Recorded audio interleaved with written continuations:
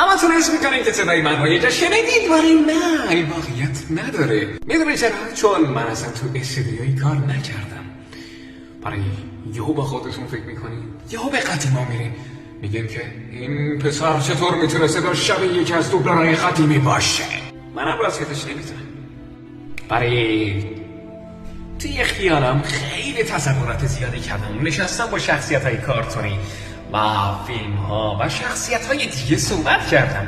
گفتم خدایا اینا چقدر صدای باحالی داره، خیلی باحال صداش. گفتم بریم منم میتونم یه روز صدا رو به دست بیارم یا شبیه به همون رو.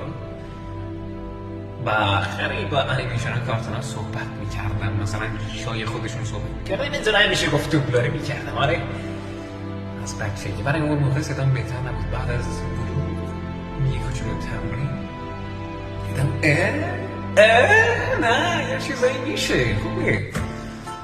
ارائه شده توسط وبسایت تاینی مووی.